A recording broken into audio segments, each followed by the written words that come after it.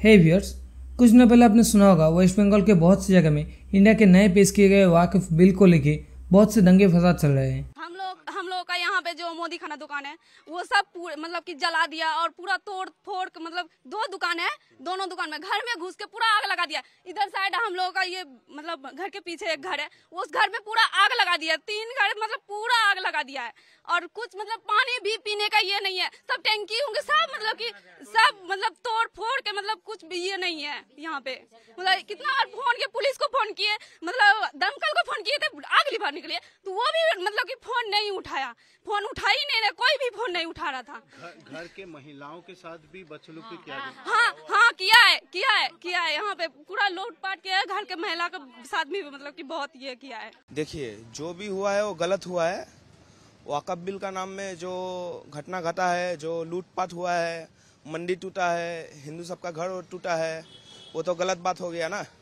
हिंदुओं के घर जलाए जा रहे हैं, उनके दुकान लूटे जा रही है, पब्लिक प्रॉपर्टी से लेकर प्राइवेट प्रॉपर्टी तक सब कुछ डिस्ट्रॉय किया जा रहा है, सरेआम हिंदुओं को मारा पीटा जा रहा है, दिन दहाड़े कत्ल किए जा रहे हैं। तो आज हम उसी टॉपिक को पॉइंट टू पॉइंट समझेंगे। क्या होता है ये वक्फ, क्या है ये वक्फ बिल, ये वक्फ एक्ट क्या है, वक्फ के अंदर कितनी प्रॉपर्टी आती है, वक्फ के प्रॉपर्टीज़ को कैसे मेंटेन किया जाता है, सब कुछ पॉइंट टू पॉइंट समझेंगे। तो बने वीडियो के आखिर तक। वक्फ वर्ड आया है एक अरबिक वर्ड वकूफ़ा से, जिसका मतलब होता है होल्ड करना। वक्फ बेसिकली एक मुस्लिम लॉ का कॉन्सेप्ट है, जिसका मतलब होता है कोई पर्सन अगर किसी भी प्रॉपर्टी को, चाहे वो लैंड हो या घर हो या चाहे कुछ भी हो, उसको अगर किसी भी रिलीजियस या चैरिटेबल पर्पस के लिए मुस्लिम कम्युनिटी को परमानेंटली डोनेट कर दे तो उसे प्रॉपर्टी को वक्फ कहते हैं और उस पर्सन को वाकिफ कहते हैं। सीधा सीधा कहे तो वक्फ का मतलब होता है परमानेंटली डोनेटेड प्रॉपर्टी। मतलब अगर किसी प्रॉपर्टी को एक बार वक्फ कर दिया जाए तो उसे वापस नहीं लिया जा सकता। अब सवाल आता है ये वक्फ प्रॉपर्टी कैसे इस्तेमाल होगा, वो कौन डिसाइड करेगा, मतलब किसके अंडर ये वक्फ प्रॉपर्टी का कंट्रोल रहेगा। तो इसका जवाब है स्टेट वक्फ बोर्ड।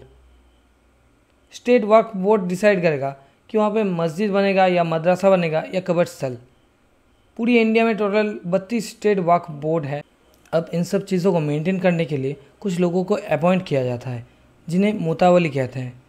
मुतावली का काम होता है सारे वक्फ प्रॉपर्टी को मेंटेन करना और उस वक्फ प्रॉपर्टी को इस्तेमाल करके इनकम जनरेट करना, फिर उस इनकम को फिर से मुस्लिम रिलीजियस पर्पस में इस्तेमाल करना। अब आते हैं वक्फ प्रॉपर्टी की तरफ।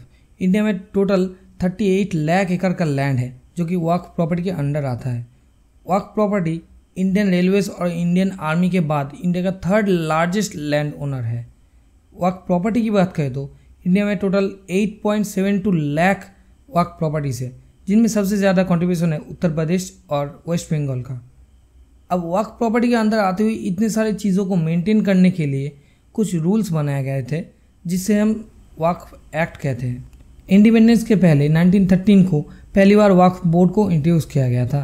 फिर 1923 को वक्फ प्रॉपर्टीज़ को मैनेज करने के लिए कुछ प्रॉपर रूल्स और रेगुलेशंस लाए गए थे, जिसे हम वक्फ एक्ट के नाम से जानते हैं। फिर इंडिपेंडेंस के बाद 1954 में वक्फ एक्ट को ऑफिशियली पास आउट किया गया था एंड लास्ट 1995 में वक्फ एक्ट में कुछ चेंजेस लाए गए ताकि वक्फ प्रॉपर्टी को ठीक से मैनेज किया जा सके और स्टेट बोर्ड के पावर को प्रॉपर रूल्स में लाया जा सके।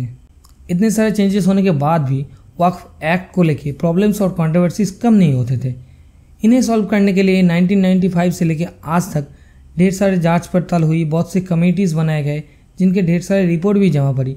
फाइनली 2025 में वक्फ बिल को लेके चेंजेस अमेंडमेंट एक्ट लाया गया ताकि वक्फ एक्ट के कुछ नियमों को चेंज किया जा सके। इसी अमेंडमेंट एक्ट को हम वक्फ बिल के नाम से जानते हैं। अब नेक्स्ट पार्ट में हम देखेंगे क्या है ये वक्फ बिल में जिसकी वजह से इतने सारे दंगे फसाद चल रहे हैं और क्या वाकई में ये लाना चाहिए था या नहीं। तो मिलते हैं नेक्स्ट वीडियो में।